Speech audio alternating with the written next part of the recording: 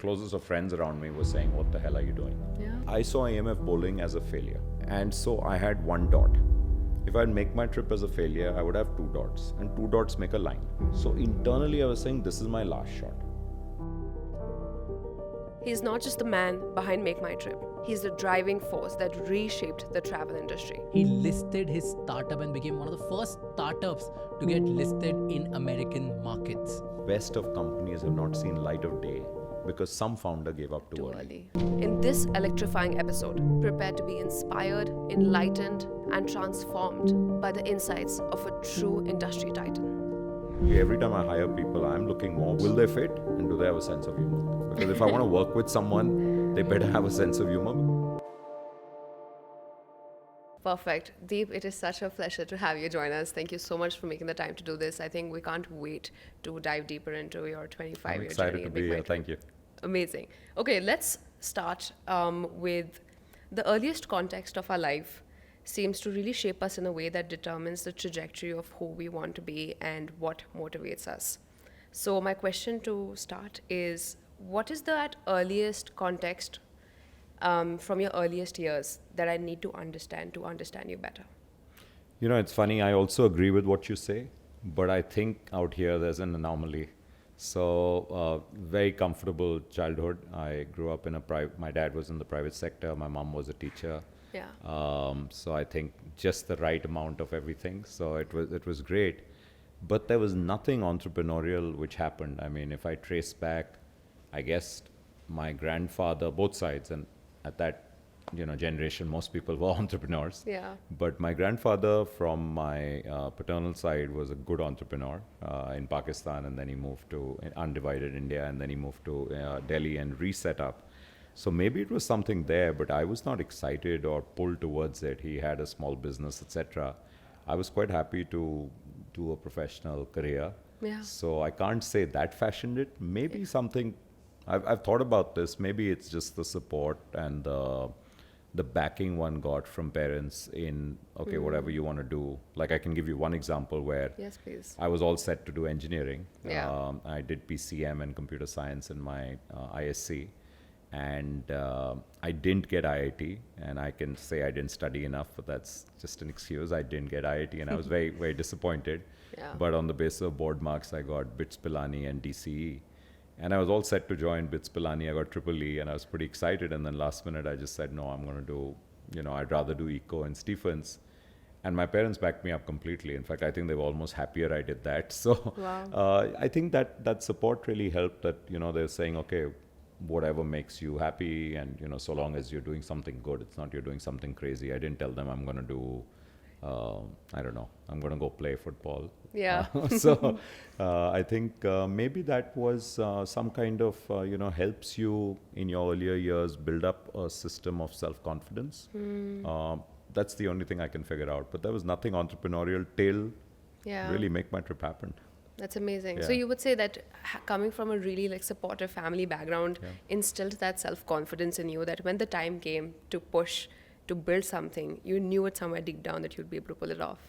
I think so. I think just the support and backing in you, it's like I've seen a lot of other people where parents play also a very active role, but no, you have to do this or this or this. Yeah. And then I think willy-nilly, kids start also looking forward to the approval. So I think that, it kind of works both ways. But if you're going to take the decision and they're going to back you up, then they kind of it just helps you make your own decision. Yeah. And, we as parents have tried to do that with our own kids. So. Yeah. That's amazing. So you graduated from Ahmedabad and then went into the corporate, banking. We crossed paths in banking and so on, right? Yeah. Then you went entrepreneurial. So what was one or two of the toughest decisions that you made at MakeMyTrip that shaped the company's path, right? And what did you learn from that experience? Yeah, you're right. The traditional path, banking, Absolutely. ABN AMRO. I loved the bank. I didn't like banking. Took me a couple of years to figure that out. Found it too boring. It took me 10 years to figure that out. Yeah, it was but- corporate banking. So yeah, you know how it is. And maybe if it was a different part of the bank, it would have been different. But I'm glad it wasn't. And then actually what's relevant to talk about is what I did after that. Which very few people know about. I told these Yeah, guys no, I'm before. excited to talk Yeah. about that. So I think, Raja, at that point, I was just so, I think, done with being a banker and still very young, 26, and itching to do something different. So I actually interviewed for different jobs, wanting to go far away from banking and realizing that I'd like to be a marketeer of real products. And I had two very interesting offers. Now I love to talk about one with great pride because Ajay Banga, who's now a friend, Ajay offered me a job with Pepsi Foods in India, and which he says in his classic Punjabi, it's good you didn't take it because you'd be selling pizzas all your life. I also got a job with Arvind Clothing, Arrow. Arrow had just come to India, and all of us corporate type, we were so excited to get our Arrow shirts. There weren't too many options then, exactly. right? Yeah. But then I took up this very, I guess, entrepreneurial thing. A very dear friend of mine from school days was with KPMG, and they were helping an American company set up in India.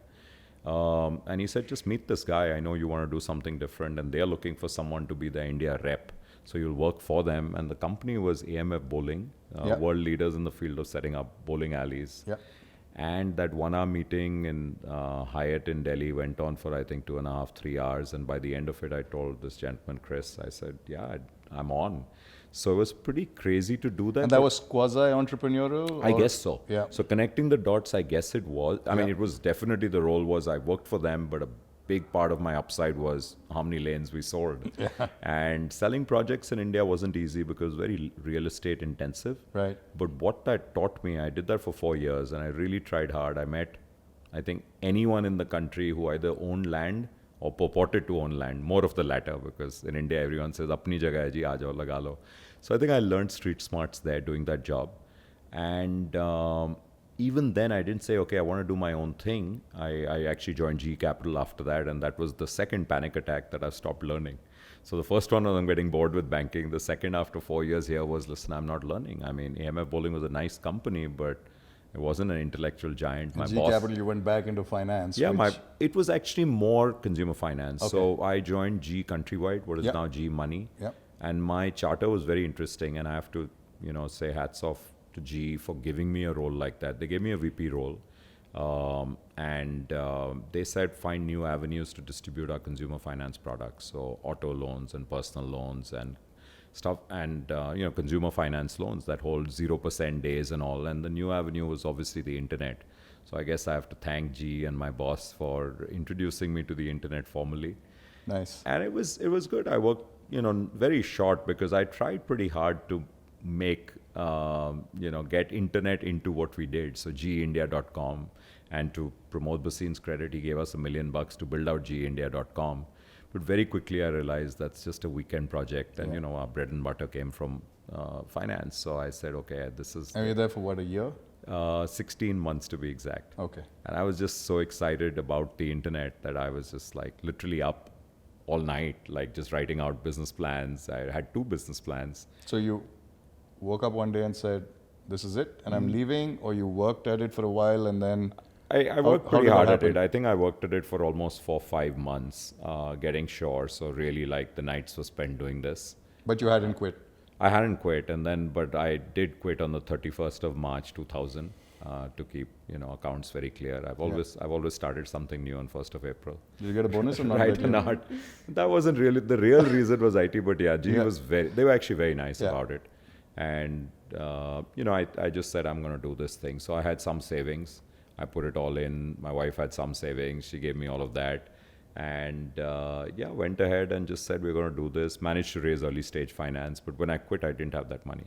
So I just said, And early stage finance was not very, very usual at all wasn't- at that time, right? Actually, it's a funny thing. According to Sanjeev Bikhchandani of Naukri, we were the last company and they were the second last company to get funded before the dot-com bust. So we got $2 million. We got it from eVentures, which was a lot of money in 2000. Yeah, for sure. But here's the rider. Less than a year down the line, they wanted the money back because dot-com bust hit India. 9/11 had happened. We were in travel. All our business was US, India. And SARS, which is really the great-grandfather of COVID, had happened too. So there was a triple whammy in our business. And, there was basically then, so the real entrepreneurship and the real, rubber hit the road in 2001, actually, when I had to make a call, either pay everyone a couple of months' salary and pack up and, find corporate jobs. go back to corporate life or make a fight of it. So I did what I learned later is called basically a distress management buyout. I didn't know it then. I was just doing what I could do. So what is a distress management buyout? Please share with us. Yeah, so I think I remember this conversation really well. So Neeraj Bhargav from eVentures, who runs Odious now, and Sandeep Singhal, who runs Nexus. And they said, listen, we love what you're doing, et cetera, but our fund is packing up. Our LPs have called their money. So first question was, what is an LP? And then I realized, by the way, it's SoftBank and News Corp. So they want their money back. I said, well, obviously we spent most of the money. We're going on track. We're doing really well. They said, no, we get all of that. So why don't you shut down the company, or why don't you buy us out? And it was, they were kind of being a little opaque. And I was saying, if I could buy you out, I'd never take your money, right? We're traditional bankers. But obviously what they were pushing me towards was that you can buy us out on the cheap. I went back to a couple of friends.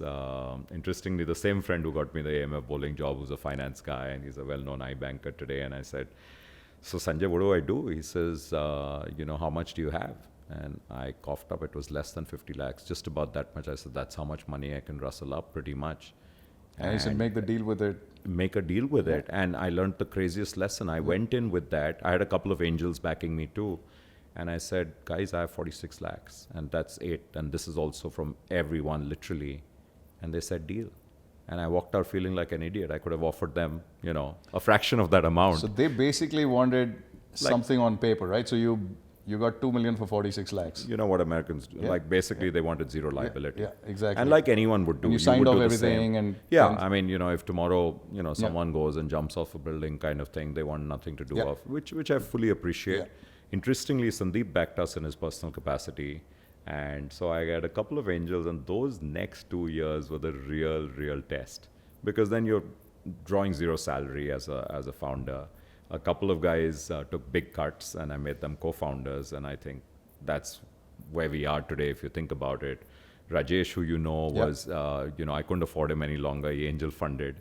And I said, the moment we can afford you, we'll get you back. So it was crazy days. I actually told everyone on a Friday evening that don't come in tomorrow. We worked every Saturday. We worked most Sundays, half day. So just come back on Monday, in or out. Senior guys take cuts. Junior guys, no cuts, but no raises. And it sounds easy now. And I think way back then, it's just the power of being very young and being a little stubborn. And so I think early 30s, you can do all this kind of stuff. And I was so relieved when I think 40% of the team said we're out. And including some heavyweight guys. So I said, wow, that helped. Brought down the burn. And the next 2 years, I think, was just madness. But, Madness in terms of challenges or madness in terms of growth? Madness in terms of survival. So, there was only one metric, which is cash burn, because nothing else mattered. Like, we had no investors. We just wanted to survive, pull through. So metric is reduce cash burn? Reduce cash burn, earn what you can, which basically meant living in the office. Most of us slept in the office very, very often. So it was a crazy time for a small team. We were 24 of us left back, cut back from a decent office to a mezzanine, which was at 12 rupees a square foot in Okhla Phase 1. You won't get cheaper real estate. And just crazy times. But then I think that was the defining moment. Got out of that and started seeing, we started not losing money, not printing money, not losing money. And I think then things changed. So, 9/11, dot-com bust was left behind. 2003, using .com was no longer a bad word. And one of our customers, Angel, invested 150K in us. And 2004, another guy did. And then finally we were by 2005, we were doing really well, took money from Safe Partners, which is now Elevation. And the crazy growth was 2005 to 2010 when we IPO'd we grew, I think, 25x, in that time. And, it was just fantastic. Incredible. But it was really those few years which defined what we are. And I still have some of the guys with me from the beginning, which I think has made all the difference because they feel for the company in a very, very different way. Also, when we IPO'd, I must add, 70% of our staff had stock in the company. So I felt really good about that. Yeah. Well, so from 46 lakhs to a multi-billion-dollar corporation, right? So congratulations. Yeah, thank you. Fantastic. Thank you, yeah. I wanted to ask you, when it comes to how do you envision artificial intelligence in shaping travel and tourism industry in the next decade. And I wanted to understand, you shared in your CNBC interview that, MakeMyTrip is actually leveraging artificial intelligence to enhance the consumer experience. Yeah, I think the impact of AI is just going to be humongous across, and smart thing like smart funds are focusing on AI now, but I so think kind. and smart companies, but for travel, I think it can be pretty humongous. And I'll tell you what my vision is, and I shared it with my team like 3 days ago in Bangalore. Literally, we had a town hall in Bangalore, and I was talking to them, and I'm saying, this was the smaller town hall in the office, and I was saying, I believe, and I fundamentally believe, trips right now, the way we are doing them, are still pretty cumbersome. Sure, we might have disrupted the industry way back then, but there's been no big disruption in travel. Yeah. And I do believe AI is going to be as big a disruption as smartphones, as the internet. And I'll tell you why. So I'll give you a simple example. Real trip. 1 month ago, big family trip, sister-in-law's milestone birthday celebration in Goa. I think between my brother, his wife, my wife and me, we would have put in maybe 20 man hours, if not more, to plan, firstly, where we were going. Yeah. And knowing it can only be Phuket if we had 3 nights, or Goa. But we still had to do the checks. And my brother saying, no, it's hot. We'll go to Kashmir. And I said, well, what party are you going to do in Srinagar? Don't forget, it's our 40th. Yeah. He says, oh, yeah, that's true. I said, okay, let's go to Darjeeling. There's this lovely, charming place Taj have. And knowing, again, that's not the kind of holiday. And we had ages 6 to 83 on the trip. Wow. So he said, listen, it's going to be Goa if we have 2 nights. If we have 3 nights, could be Phuket. Okay, chalo, Goa. Yeah. Then where to stay? And I said, it has to be a villa. Where, which part of town, the kind of villa, and then the restaurants. And then the flights for 14 people coming from 4 different cities, flying in, which airport? Now, all of that has to be done in a different way. It will be done, and I'm pretty sure we're going to do it, which is we're going to define the problem statement in plain speak. I'm going to say, I am planning my wife's, X birthday, and this is a family trip. We want to stay in a villa with minimum 5 rooms, not more than 6 rooms. Maybe the kids can have an extra room, definitely with a pool. In North Goa, we don't want to be more than 30 minutes away from Asagaon, given, food straight, etc. Yeah. And, figure out flights. 4 people are coming from Bombay, 2 are coming from Ranchi, 8 are coming from Delhi, whatever. Figure out the best flights. We don't like to fly, so we'd like to fly between 9 and 10 a.m. kind of thing. And all of this data is available today. We do the same thing, right? We find the villa, then we put that location pin, and we say, okay, now is it closer to Mopa in the new airport, or is it closer to Double Lim, etc.? But it's very cumbersome. Even with MakeMyTrip, it's cumbersome. Absolutely. But it should be just throwing up this answer in seconds and give choices, of course. One, no one will trust. The human brain can typically compare between 3 to 5. That's why when you have comparison tables, you'll have 1, 2, 3. Sometimes you'll have a 4th. Yeah. More than that, we cannot process. Give me 3 options. Help me compare them on price if I'm a price customer. Even then, you want to know price eventually. Everyone wants to. And that's it. I don't want to know anything. I don't want to give any more information. I don't need to. So if you think about it today, all of that is being deconstructed and structured in a way where we're doing one by one, even though we want to put it together. AI will not only do that, AI will also hyper-personalize. In fact, if you say real AI, I don't even need to tell all of this because I'm a past customer with MakeMyTrip. And I'm the wrong example. Let's say it's a friend of mine. Let's say it's you planning. If you bought with us before 3 times, you've given us so much of data. With your permission, we can use that. Yeah. You've also searched with us but not bought. You've already told us your preferences. You've already told us the airlines you like, the airlines you don't, the seat you like. Like, I'm a diehard emergency row Indigo fan. That's what I use to travel domestically, or Vistara. Yeah. So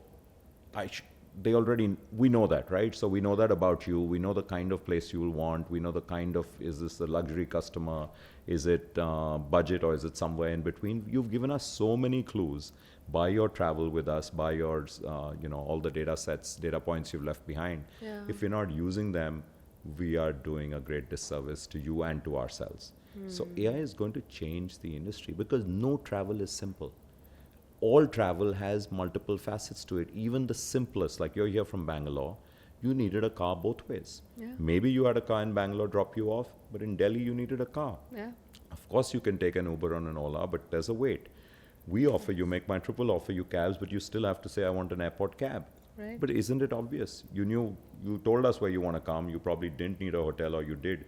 So you maybe needed 3 facets besides your food requirements. Yes. And we should be able to provide that, or a car for the day, etc. But we should be able to do it in a conversational way. So Absolutely. AI will power all of this, but on one side you'll have natural language, speaking in your whatever language, which is Yeah. easily understood. And on the other side, you'll be pulling this data from different places, stitching it together, and giving the answers in a very easy to understand manner. Wow. And that will be joy, because no one wants to spend time on travel planning. Everyone wants to spend time on the actual travel. Absolutely. And That's very we well have to said. get that. That's the reality. Travel planning, and we all do it. We get into that trap. We don't have a choice because we want travel to be really Absolutely. convenient. Yeah. But we'd much rather just have a few choices. Getting 20 choices is a pain. So things are going to change. That's a And, really exciting future. yeah. Thank you so much for sharing such a practical example. Like I can really visualize how I'm just giving in a prompt and how an app is just kind of completely taking care of my needs. Very, very exciting. I think that's a great segue into Raja asking you the next question on data So this privacy. is Ananya's question, Okay. which Great. is, so how do you reconcile the contradiction between the privacy concerns that are right now so prevalent Yeah. versus the hyper-personalization experience? Yeah, it's a perfect segue.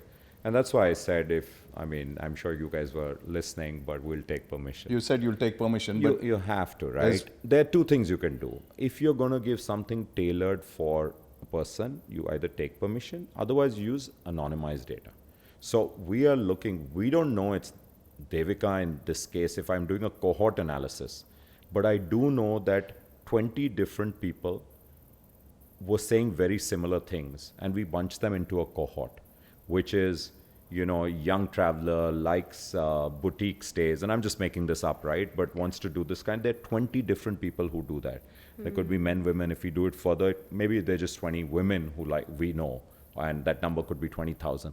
That cohort has to be given the right prompts and the right information, which is very different from a cohort which says, I'm a budget seeker.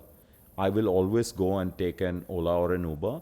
I don't need anything else. I want bear down, strip down the cheapest airline way to get there. And there are many people like that. That could be 100,000 people. They have to be given different signaling and different messaging. But there's no way you can invade the privacy thing. So I don't think there's actually a dichotomy. I just Yeah, think so- if companies take shortcuts and don't do the hard work, that's when you run into problems. So actually, let me dig into that a little deeper, right? You and most other responsible corporations are not going to misuse information. We can't. Take that as a Right, given, yeah. right? But there is a whole lot of other information, especially when you're creating the kind of AI experience that you want, where you're going to be scraping data from so many different sources.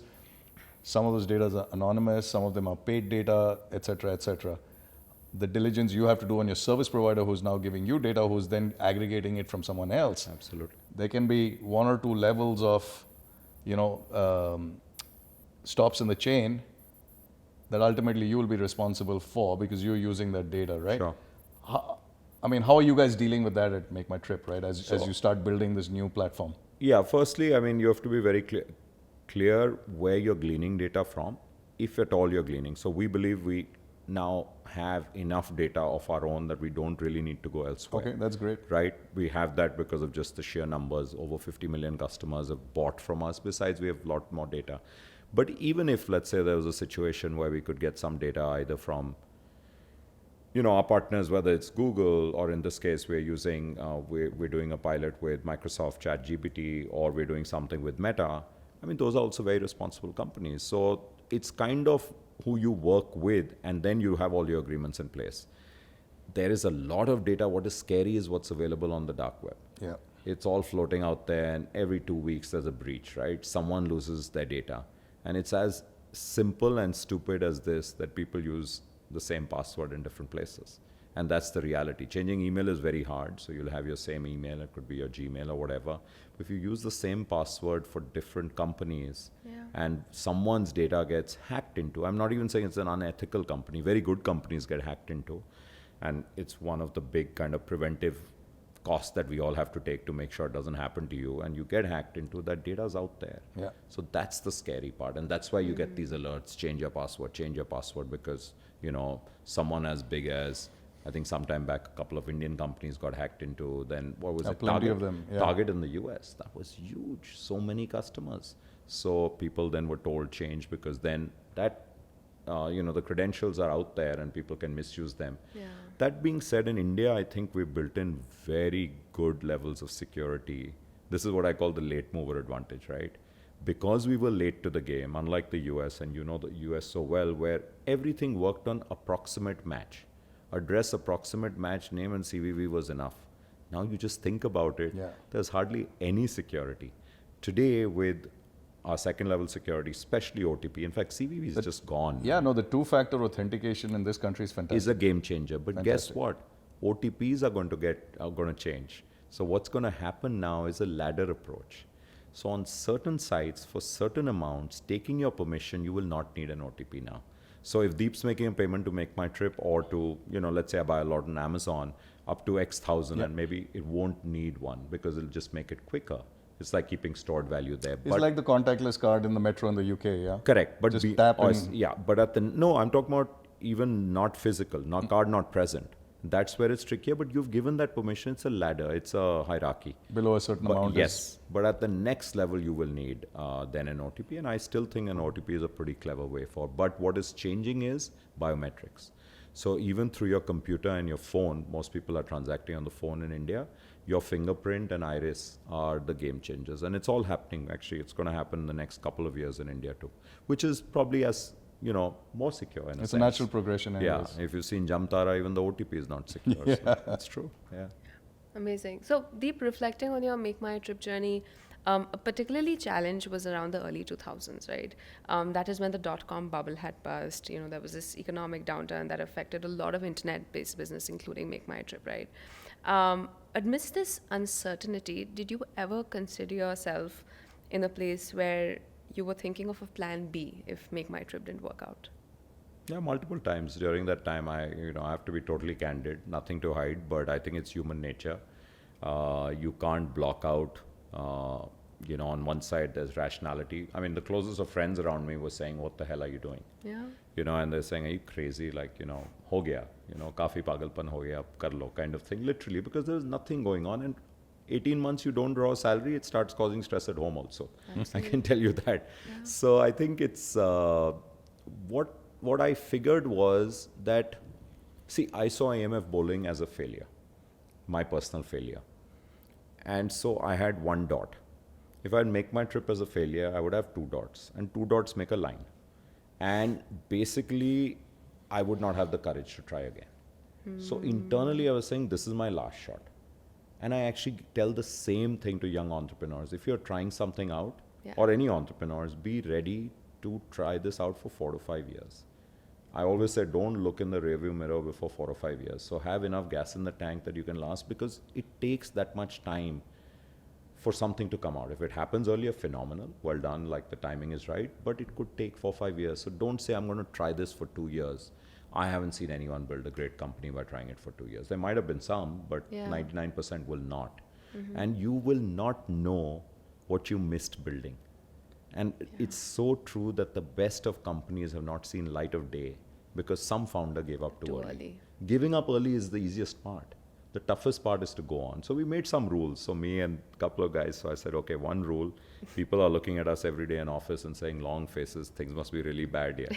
So I said, if we are in for a month. I now call it, I have this nice slide called Discipline in Depression. Basically, we said we are in for a month. End of month, we will review again. But is mahine mein, we are not going to start looking, existentialism, like should we, shouldn't we? Yeah. We are in for a month, we've seen the money we made better. Secondly, be obsessed about metrics. So that for me is the way I am. So the metrics are telling you you're moving in the right direction. And for us, the holy grail is conversion.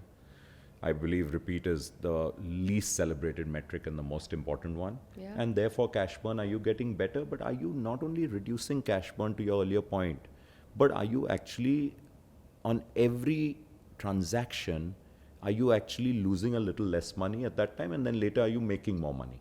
Even if it's 1 paisa, but you're moving in the right direction, which means that's what unit economics is. These terms, it's common sense. And I think all the great businessmen from this country, definitely the Marwadis, they knew it long back. The Parta system knew all of this. Yeah. That are you getting better at what you're doing, which is efficiency, productivity, unit economics. If you are, then you're moving in the right direction. Then you check in for one more month. But literally, we were living month to month. That's true. For, I think, that 24-month period, it was month to month. Yeah. Wow, I love that answer. How you were visualizing two dots making a line. I could see that that was the That's driving true. force behind you. Yeah. And my follow-up question, was exactly that. How did you balance your commitment to the company with the potential of uncertainty? I think that internal factor was driving you thinking that I can't have two failures. Honestly, I don't think there's any balance in this thing. It's, you're either in or out. And there's a very fine line between resilience and stubbornness. So later on in life, it's very cool and sexy to say, oh, resilient hai and all. At that time, you're plain stubborn, which means you believe so much in yourself, you have so much, and I'm not saying it in a cocky sort of way, actually believe so much in your team or what you're doing that you have to back it up.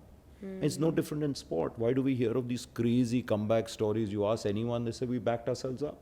Or the captain backing someone else and saying, I believe this guy has it when it counts. And then suddenly you say, oh my God, this unknown guy won us the World Cup. How did that happen? Because, so that is the same thing. Yeah. But you just have to say, listen, if I'm in it, it's 100%. It's binary. You cannot be, that's why I'm saying that monthly thing, then for the month you're in. So that your team around you, even if there are 21 people seeing the three of you, they're saying, arey wow, things must be good. Because frankly, people are followers. Yeah. And they are happy to follow. And the scariest thing, the only thing which gave me sleepless nights was not shutting down and finding a job. That with a good degree and you'd get another job. Yeah. The scariest thing is the people out there who have trusted you. Exactly. Because they are saying, Employees, show us the way. shareholders, yeah. And they are just followers. And they're saying, show us the way. And by the corollary is, the most satisfying thing is, when each one of them has done well with the company and, built their homes and bought their second homes and done all of that stuff, it's the most gratifying thing possible. Yeah. And in fact, a GE colleague, Raman Roy, told me this and I've never forgotten. He was also a VP, Puneet, Raman, this whole gang was there. And Raman and I quit on the same day and he set up SpectraMind. And when I was going through this tough time, I would go to him in Okhla. And in fact, he offered to buy us out, etc. I said, no, we don't want to sell. And he said, listen, hang in there. And he says, what? Sabse meetha laddu wo hota hai, when you get your housewarming from one of your colleagues, they'll bring laddu saying, sir, ghar banaya. And he's saying, that's the sweetest thing. And it's so true. But that's the most gratifying thing. The rest of it, like, you'll do okay. Yeah. So I think that would give me sleepless nights. That, there's an unspoken commitment to these guys. Yeah. That I know where I'm taking them. And if I don't know where I'm going, so that puts a lot of pressure. That's And amazing. it's the same thing even later in life. It's the commitments you give your investors. Yeah. You take money from the market. We listed at $14. We have gone, in COVID time and below, we've dipped under 14 because there was no travel. But today we can go back there, stocks are $40 and you can strut there and go and do. My colleagues are right now doing a non-deal roadshow. It feels good to give them a solid return on their capital. Absolutely. And there's a moral commitment. It's not a written commitment. The Yeah. written is if you've taken a convertible bond or something and it's under the water. But there's a moral commitment. You raise money from someone, you want to give them a return. At the minimum, you want to give them their capital back. And so I think that puts pressure, at least for me, sleepless nights. I'm one of those people who can't take a rupee loan from someone. I Yeah. can't sleep. I can't sleep. Wow. I love how you were driven with so much sense of a responsibility for your employees. I think that's the original question. Actually, that's the right answer to that. Now it's just come to me. Which is the values that you grow up, that you're given more than you took. by your parents. When you're growing up. Yeah. And early stage school and all those values, I think they play out in tough times. And that's values, right? Values come out only in tough times. That's amazing. Your employees are really lucky to have you as a leader. Thank you. So you shared a couple of very good disciplines while you were building the company around metrics, etc., right? Let's take it one step higher. What do you think are a couple of key strategies that took you from startup to market leader? What would you say? And then I'll have a follow-up question for advice to founders. Yeah, I don't know if I can give you something which you haven't heard, but it's as simple as that, but as I think vital as that, which is, customer obsession is just got to be there as ethos for the whole company. It starts from leaders, it starts from the founders, and it has to be there for everyone. Which is, I remember reading this lovely book called Nuts, which was written on the Southwest story. And they talked about two things: the consumer and your internal customer, the employee. And famously, the founder of Southwest had been interviewed and said, gun to head, which one would you choose? And he had made the right answer. I totally believe it's the employee. Because if you don't have happy employees, you can never have happy customers. They also believed in empowerment. So, which meant if you screwed up as an air hostess, you've spilled coffee on someone's suit and they're like, piping mad and saying like, what the hell? You had a voucher in your pocket for $50 or $100 to give them for, basically to take care of the dry cleaning or on their next ticket, or you messed up. I really liked that. And from the beginning, even when we didn't have money and we had screwed up selling a ticket for US India, which was $800, $1,100, I told the guys, it's okay, we've screwed up, we messed up on something, they had a problem. We would give them $100, but for their next, we didn't have money. So for their next purchase, basically we were writing off our entire margin. $100 in this case, 100 rupees? $100. No, our entire business for the first few years was US India travel. Okay. So we'd give up our entire margin, 70, 50, 70, whatever, and say that, listen, for your next purchase. And that was of value. Today, when we have the money, it's easier to say, we didn't even have the money. When you didn't have the money, that's again the test.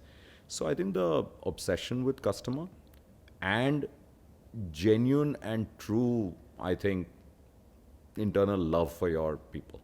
I mean, you've got to care. Maybe, it's care, love, like genuine. Because when the team is small, and I think people say up to 150, you can know everyone in the team. I think I managed up to 250 by we'd go for offsites rafting on the river, and I had cheat notes with photos and people's and their background. And it meant a lot to me. It's huge. It's a very personal thing. Yeah. And after that, it falls apart. But then your managers have to do that. Of course. And I think that's what most people respond to know their buttons. And they're not very different. I mean, people want to be treated like individuals. We're very different, whether it's, something great happening in their personal lives, whether there's something horrible happening, especially if there's something horrible happening. If you're not there, and this is India. India, people genuinely believe where they work, the employer will take care of them in tough times. And we have to be that company, and you have to be that kind of employer, or that kind of, I don't even like that word employer, this thing. We call everyone trippers. And it has to be familial till a certain stage. Which is a very cultural thing anyway. It's a cultural thing, and culture set by founders again. Yeah. I think these two things, and the third I mentioned was the whole thing about metric driven. Disciplines. Yeah, I think like in our business, and people say in some businesses metric matter less. I don't think so. I think every business, it's about, are you willing to double click? Are you willing to go further? Are you willing to, like in our, we say the conversion funnel is our, holy, like people come in onto your, whether website or app, and they take 3 or 4 clicks to go till payment. It used to be 5 at one time. We reduced that. Now, you can't just say that's my overall conversion. Every step of the funnel, where are your drop-offs happening and why? And that why is that classic fishbone analysis. You ask the question why 5 times, then you'll come to the answer. But people ask it once or twice. That's not enough. And that leads to consumer labs. So for me, my most useful day at work till now is either meeting new joinees. I meet them every month, youngsters, everyone, we meet together. It's called Immersion. We have a 1-week program, and then I'll spend an hour plus with them, and someone else will do, every leader will do that. I think that's critical. And the other one is to do consumer labs, where we work with agencies. We say we want to recruit this cohort of customers, which is typically, I'd say, people who buy air tickets from us but don't buy hotel rooms. People who buy hotel rooms but not homestays. People who use Airbnb for homestays but don't use why. And then spend the whole day with 8 interviews, in-depth interviews through a moderator, taking permission in the other room, watching on big screen. Moderator comes out after halftime and says, okay, what did I miss out? What do you want to probe more, etc. Earlier, we would do them ourselves. I would do them myself. But that was good and bad both, because you're very biased. These are professional moderators, and that is the most useful thing. And the reason I go is twofold. One, I learn a lot. Second, if I go, then a lot of people take it seriously. It took me the longest time to get our people to take it seriously. There were people who said, nahi, hame pata hai. And big mistake saying the customer is, I know the customer. Today, the Indian customer for anything, particularly travel, get on any flight and look who's traveling. And, I'd love to tell people, okay, you see those guys sitting there, the guy and girl sitting there. Where do you think, they're from? We know we're flying ex-Delhi to Goa. Where do you think they're from in Delhi? Do you think they're like college in this thing? And we'll play this game, me and my colleague, and we'll say, okay, now let's go talk to them. And 9 out of 10, we are wrong. We are so totally wrong. because today the consumers got the money, they're dressing like anyone else, they've got the exposure. So you can't do the typecasting and You cannot. It's a big crime. The moment you do that, beginning of the end. So we don't know our consumer. They are so different. What makes them tick? What makes them, why they make choices and decisions. So I think if these 3 or 4 things we keep in mind, the rest will flow. No business is that complicated. You got to break them down into but not deviate from those principles. So I still attack problems the same way. And the fourth one I would probably say is just, hiring is the biggest decision we make at work. The biggest. And getting it wrong is so expensive. I mean, forget it being terrible for the person you've hired, because it's terrible for you as a company. It takes you back 2 years. Yeah. Because the first year and time, effort, energy, everything, also, it takes 6 months for you to get conviction. In other 6, you give rope saying, I hope I'm right, because you're actually saying, listen, I hope, because I made that decision of hiring with someone. 1 saal baad, you will find out, wrong person. You will have a tough conversation. You'll ask them to go and you'll restart. No, the collateral damage by hiring the wrong person. You piss off many other people, especially at a senior level. They're saying, what the hell happened to us, etc. So if you can take people up from within, nothing like it, but we all need lateral hires. I think spending much more time on hiring, doing ref calls yourself. There's a simple mistake we all make on ref calls. You delegate them out to the headhunter. When someone says a guy is good, it means he's average. He's great, he's good. Going deeper. Everyone and inflates, deeper, right? Who wants to give a big? Yeah. So I think we have to spend much more time, interview in office, then interview outside. I mean, there's a reason McKinsey does 7 rounds of hiring, and they pretty much get it right each time. So I think we have to spend more time in hiring, which will really help, and hire for cultural fit also. So I actually, every time I hire people, I'm looking more, what skill am I going to assess for a techie or even a UX person, even a product person, some base level. I mean, I can't really ask them, even on marketing. The cultural piece. Will they fit?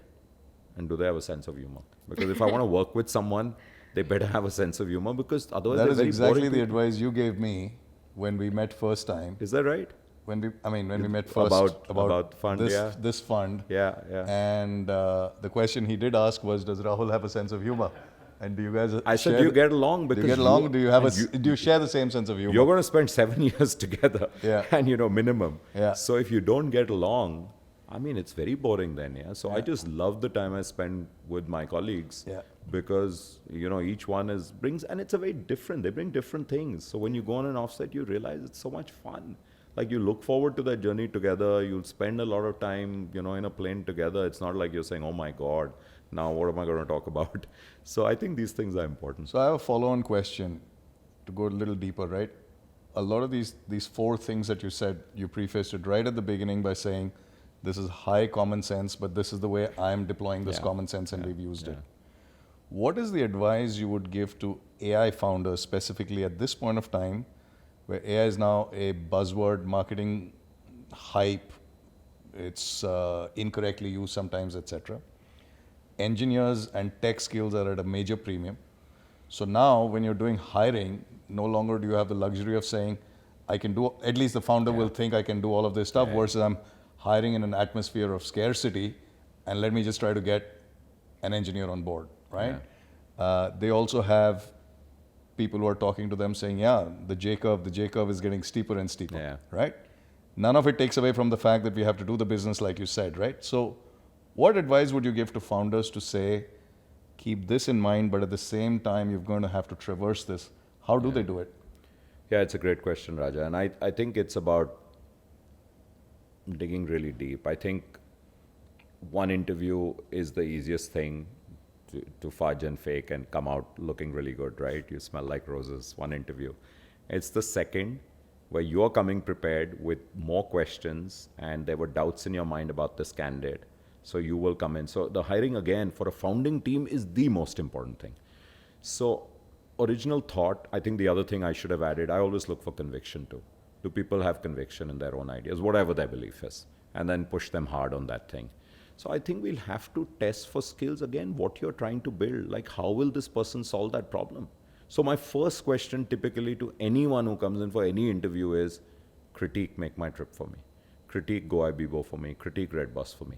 and really hard. What would you do better if you were CPO or like whatever position you're coming into, or CEO? What would you do differently? And if people aren't ready with that, I'm like, not wasting my time. You've come on, like, how could you not think about that? It's a product we all use, right? It's not like I've gone for like a engineering contracts company. Even then, if I'm building an airport, I would say, listen, we built this beautiful airport, we think, in Delhi, but now we're building Goa. This is GMR. What would you do differently? Oh my God, I could write 40 points on that, but I saw the new Bangalore airport and it blew me away. That's It's amazing. stunning. It's probably one of the most beautiful airports I've seen. Especially with all the plants and the gardens, and it's just Wow. fabulous. I mean, I just kept taking pictures this Saturday. Yeah. But so similarly, if people come in and they're not ready, they haven't prepared, they don't have a point of view, they're not willing. And then when they say this, and then you'll say, oh, but did you check this? We actually had this, we had this. It's about conviction. And I want the person to be able to stand up and say, you might have that, but I didn't see it. And that's all that matters. Like when consumers will tell me, oh, we didn't see this, we went ahead and we did this. That for me is, we have screwed up. Yeah. My product manager will start saying, no, but we had it there. Arey Baba, they didn't It's see not it. his job to look for it, right? They You didn't don't see make it hard for them. Yeah, and that's the beauty of Amazon. That's the beauty. It's not the prettiest site in the world, but hell, it's functional. Yeah. So you've got to have that kind of thought process, and you've got to search for that. You've got to also find people like a CV. If I see 2 years, 1.5 years, 2.5 years, and I see nothing more than 4 years, even for a techie, I'm very worried. Unless you're very young, you've got 2 or 3 companies. Then I also know the kind of company. Yeah. Why you left, whatever. Because then, you're basically hopping. And sadly, right now in the country, tech's at such a premium, and everyone wants to be like working on cutting edge. They're restless. They've also stopped coming into work. I mean, Bangalore, you'll see getting people back to work in Bangalore is a huge challenge. Everyone's back in Delhi, but it's just a cultural thing, and half you can't blame them. They're spending 4 hours on the road every day. So not easy. Not easy, but that's where founders have to obsess. That will be their core thing. Also reward them well. I think the ESOP or the RSU or the PSU, whatever the tool we say, was the most elegant tool designed for a new age company. It perfectly aligns your goal with the company's. Why would you not be liberal with that? So another test I do, now I'm telling you all my hiring secrets, is, give 2 options on comp. I'll tell the HR guy to do it. No, but that's great advice for the founders, because a lot of founders today, because there's a whole lot of hype, right? And all of them are reading the same stuff, etc. Is, okay, we're going to be very skinny with our options, the way we get them out versus... You're good people. So I give 2 offers through our head of HR, which is one with more cash and one with much more stock, but less cash. Yeah. And it's a big sign. And for me, it's a big red flag if you want less stock and more cash beyond a certain amount. Yeah. So Amazon famously never paid anyone more than $150,000 or $200 cash, because they said you don't need that. The rest of it is take it in stock. And everyone did so well with it, but they said, what are you going to do with more than 250,000? Think about it, because the rest of it should be wealth creation. So I think stuff like that. Yeah. Good. Super interesting. You were talking about how, young people's habits are shifting, and you brilliantly highlighted on how, the youth they are now inclined more to invest in spending in having experiences rather than saving for the future like your generation did, right? So I'd love to ask you, could you delve into the impact? How is this shifting personal finance decisions from youth wanting to invest in experiences versus saving for the future? Yeah, and I'll tell you from a travel point of view, and this is actually, it's great for our business if you think about it. Yeah. So India, obviously, huge youth population. We keep saying demographic dividend. I'm scared if we don't create enough jobs, becomes demographic liability. But anyway, the reality is that the current generation, people who are in their, let's say, 20s, by and large are saying, we don't want to own a house. And I've seen this across the board. Even in 30s, they're saying, we don't want to own a house. We want to be a renter economy. We, in some cities, don't want to buy a car in the big cities. It's a liability. Why do we need to buy it? The scary part is don't want to know how to drive, which I think is a life skill. But anyway, we won't go there. We'll stick to the charter. So I think these decisions are obviously then that money, they're saying, but where do I want to spend it? I want to spend it a lot more on going out. This is huge, whether ordering in or going out. Yeah. And then most youth are actually very keen to travel. sometimes genuinely for the love to travel, and very often just to post it on Instagram. But we don't care, whatever. Yeah. But people, I think, are saying we really want to. It's cool also, right, to say experiences. Of course. But it's also the thrill factor. So see new places, do crazy things, do adventure, and now people have the exposure. You're seeing someone, jump off this cliff and fly like a bird and saying, why not me? So that was never such a big deal in my generation too. There were few people who were crazy travelers, few were crazy trekkers, and later on in life they said, yeah, we'd like to, but we grew up in a time where if you had one holiday a year, it was a big deal. And typically you'd have one holiday, then when you made your own money, you'd say, okay, one short break or two short breaks. And then the culture is becoming very universal. I mean, we see people doing this in the Western world, and you say, why not us?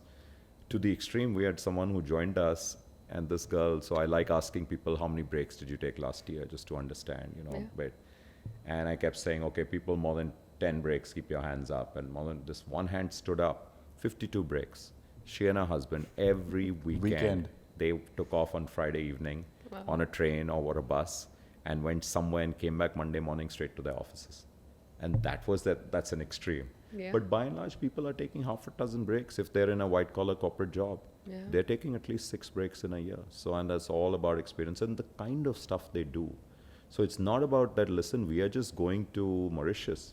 I want to either scuba dive or do the underwater walk. Yeah. Okay, or I want to go do bungee, but I want to do it in an authentic place. If I don't have the money, I'll go up at Rishikesh and do it. Yeah.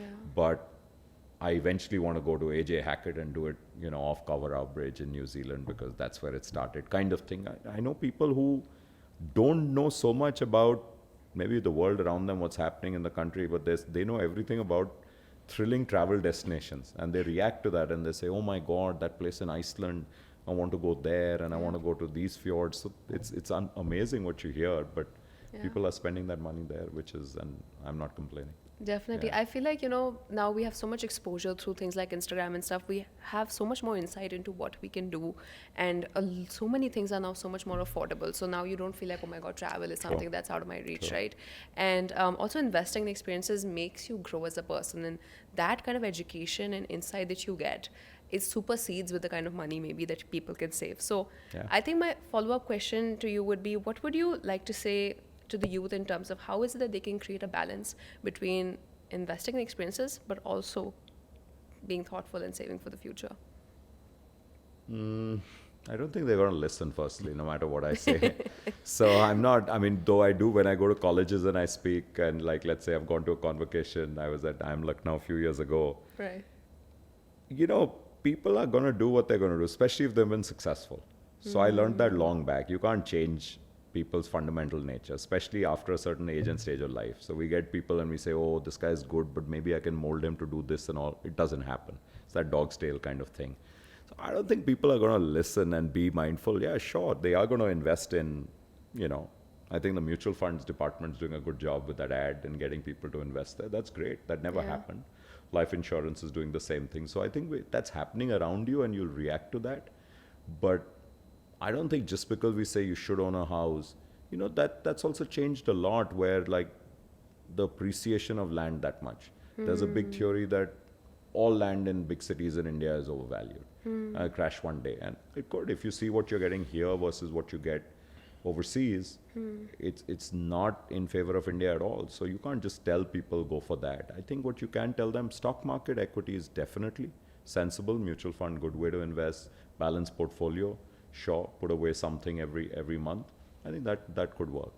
But there's frankly no rational argument for telling someone to invest in a car today. I mean, car never made sense, right? It's the worst investment. Yeah. But that's the only thing men do. So I think men love to loses 30% of its value the moment you drive out of the showroom. So Yeah. but if people are buying them, I hope they go electric. So I think that will help the planet. But, yeah. Amazing. Okay, so maybe not saving for say like a house and stuff and car, we understand. But what about saving for a rainy day? Do you think I think it's they should important? save for taking trips to space and moon and everything. It's all going to happen. So they should save for that. Yeah, of course they should save. And that's why that whole thing of a balanced portfolio really helps. I think that makes sense. Perfect. So we spent time talking about AI in travel and tourism, right? Outside of that, where do you think are the biggest opportunities in AI? I think and you're clearly the expert here. I think I would approach it wherever we have multivariate problems, like, whatever we would have, I think to solve those also, if they need different sources and you can get it all together, and they're obviously repetitive, monotonous tasks and all of that stuff. So like a ex-colleague of mine who quit is doing a startup in basically creating content around ChatGPT, but in a SaaS way for companies. So I said, okay, explain that to me. It makes no sense. He says, basically, I'll make your content team redundant. And I was then pushing him. I said, it's easy to say, Content right? team for media. Yeah, like we write a lot of our content, why Yeah. certain hotels, certain this thing. I said, but then anyone can use that, right? Today I can go and write it. How will it be unique? And he had some ways on how he'll make it unique. And as we all know about, large language models, how much you put in, that much you get back. So, and he wanted to do it in a SaaS way because he said otherwise people will just do it on their own. So it's like a CMS, content management system, but on steroids. So what you can create today is fantastic. So I get that. Now people are saying AI is going to write code itself. Base level code, sure. But then how are we going to get differentiation? I don't have an answer to that. And I'm saying, like, then everyone's going to do the same thing, right? People are smart enough to say, yeah, I'll put in all of that context into my question. Like they train us, like I was reading somewhere, if you give enough context and specificity, you'll get very interesting, unique kind of answers, which is fine. But if AI is going to write code, then that really makes it pretty interesting. Then then you need super coders who sit on top of that. So it's hard to say what it'll not impact. I don't think I'm qualified enough. I've been just kind of consumed more with what it'll do for us. But, the stock market, it's a no-brainer, right? But these models have been around for the longest time. Yeah, algo trading's been around for a very long time. For a long time, and there's a good debate. A lot of people are saying, hey, this is better than traders. In fact, it has brought down the money paid out to traders. People have said, why do they make so much money? We can do this. But has it definitively always broken? No, it hasn't. You still need the sagacity, the wisdom of seasoned entrepreneurs maybe who can say, this is not an algo, guys. This is a fundamental quantum shift which you cannot code in, which you cannot factor in. And I see this happening because of these colluding forces coming together, or rather these forces coming together and colluding. They're going to create something which is a new kind of world in itself. So I think it's going to be pretty fascinating, but definitely keep reading, keep watching, keep saying, but hard to say. So the flip side of that is, what scares you about AI? It's a big threat for us, like, disruption. I am in Andy Grove's camp, by the way, which is only the paranoid survive, and I'm always looking out. I think it's given a huge new kind of unlevel playing field to a startup. So just like the web gave us to take on the incumbents, the traditional travel guys, and then the smartphone happened, and that gave again a new chance. So suddenly you have a brand new playing field. So sports parallel, it's like AstroTurf coming to hockey, right? India ruled the roost till AstroTurf came, and suddenly we were left far behind. So it's crazier than that. It's like tomorrow, I don't know, new technology built into things where. So it's if we don't be the ones who are at the helm of it, someone's going to come and eat our lunch. So everything that we built can go away pretty quickly. I'm acutely aware of that. Good. Yeah. So, Deep, when you began MakeMyTrip in 2000s, you would have faced countless failures, setbacks, fear, anxiety, feeling overwhelmed. If you could talk to your 32-year-old self today, what would you say? Yeah, I think all of them were there, and what one did wrong, I'm glad I hung in, obviously, but I think, we launched in India and US at the same time in 2000. And oftentimes I think, no, let me go back even further. So the one thing I would do is I wouldn't start alone. So I was naive to start alone when I was 30. I was saying, like, what's the problem, right? Expedia, Travelocity in the US, I charted their site, ye to isse acha bana denge kind of thing. Yeah. Naive. I would start with a team of 2. I think that's the ideal mix with complementary skills. So if I brought these skills to the table, I'd definitely have a tech co-founder. Shared values, different skills, enough elbow room to nudge each other, but clearly kind of this thing. And someone said, but someone's got to be CEO, and it's a good point. But I actually think having very similar equity also helps. So you can still be very clear who's CEO. Not everyone wants to be CEO. A lot of people saying, listen, I don't want to face investors. I don't want to deal with the business thing. So tech people typically don't. Yeah. So I think that would be the one thing I would change, the big one. Before that, I told you the engineering thing. So I would have definitely gone for my engineering degree. Oh, So, you would have. Yeah, I would have, absolutely. At 18, absolutely. 30 years later, for sure, yeah. Yeah, why Looking not? back, yeah. I mean, we ran through 10 CTOs or VP engineerings, man, in the first 10 years. So, I wish I could change that. Yeah. So one, that, be one co-founder. But I was lucky enough to find these 3 incredible guys who came along, and the company would not be a fraction of what it is today if, Rajesh, Keyur, Sachin weren't there. So I was lucky to have them. I was smart to hold them and make them co-founders in letter and spirit in every sort of the way. It's as much their company as it is mine. So I think that was definitely a good thing. And thirdly, we would have done that relaunch in India maybe a little earlier. We waited till 2005, but that would have been a year. That would have been incremental. These 2 big ones, really. Everything else, grateful it worked out the way it did. Yeah. That's amazing. And I wouldn't trade off those horrible days for anything. Because if you look back and you think about it, the management buyout was fantastic, right? If you Yeah. just think about it. But if things were good, we wouldn't have that opportunity. Yeah, and just to double click on those horrible days, it's said that 72% of entrepreneurs struggle with mental health challenges, right? Going through those hard days and stuff. So if there's something that the experienced you of today can tell your younger self, what is it that you'd say when you were struggling? I don't think we knew all this jargon and words then. Ye pata nahi tha, ye sab. Yeah, it's tough times, deal with it kind of thing. But yeah, it's sad, and people do because they take on too much, I think. They take on pressures which they can't deal with. Like I told you, what kept me up at night was the pressure. Yeah. Now, sometimes it becomes too much. You take on loans, you take on, stuff. I think that becomes very stressful.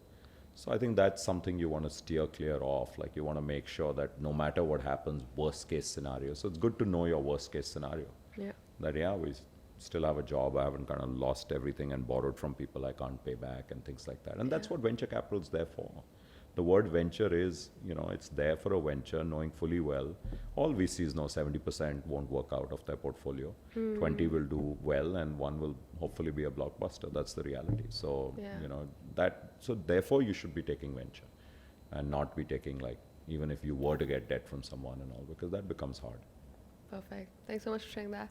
Good. So Great. we come to the end of the first part. We're now going to do a little bit of rapid fire. You got less than 10 seconds to get into every question, yeah? Okay. What was your first investment? It was a company called Stencil Apparel. They made shirts Yeah. for 99 rupees. Yes? Yeah. Okay, excellent. At what age did you make that investment? In my first job, 23. We know the answer to the third one, but I'm going to ask you anyway. I lost all my money. No. Which investment has brought you the highest returns? Yeah, that's MMYT. Okay, this is an interesting segue to that. So how long have you held on to that investment? Obviously, you're still a stockholder, etc. Yeah. The first time I sold any stock was literally at IPO. I took a few chips off the table because everyone said you have to. The bank, I said, why? The bank said, no, you have to, you must. So, and I wish I hadn't. At $14, it was a terrible idea. So every time I've sold, I've regretted it. Yeah. But I've sold very frugally and always for a purpose. Like it's been very clear. And our generation, we still build houses and all that stuff. So yeah, I've been pretty frugal with the sales. So that's good. Excellent. So you're still holding on to it. If you could go back in time, what investment decision would you change or reconsider? If I could reconfigure the way MakeMyTrip, like even when we kind of bought it back, I mean, I did have other angels, etc. I think at that point of time, I probably should have taken a loan from my dad. Not that, I mean, he would just give it to me, or, probably more from the family and kept it within, in hindsight. Yeah. Interesting. Do you invest in startups? A lot. Okay. What is your star startup investment outside of MakeMyTrip, right? Yeah, what is of your course. star startup investment, if you're comfortable talking about it? Yeah, I thought it was Dunzo. Look what happened. I also thought it was Milk Basket. Even that went. So it's kind of funny, but no, some have done really, really well. I think I got flipped into Ola stock because of another company that they bought.